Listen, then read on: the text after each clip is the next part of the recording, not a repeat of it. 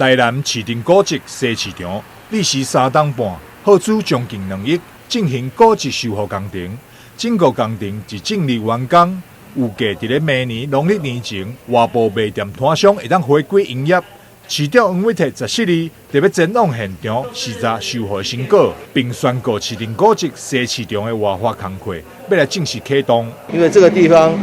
是属于全台南市民很珍视的一个文化宝藏宝藏这也是一个非常具有吸引力的一个，尤其它位置所在又是一个观光景点，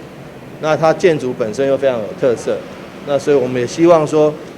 硬体的部分已经是非常好的，那将来在软体的部分，包括它贩卖的这个品项，包括它的这个动线的规划，都是一个好，就让它变成一个真正的活的古迹，能够一直持续下去。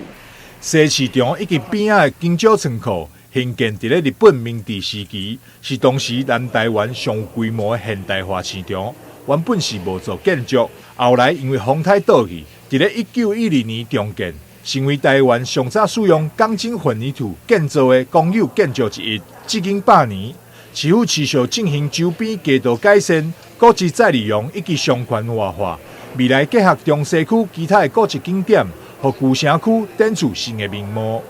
台南新闻张硕伟采访报道。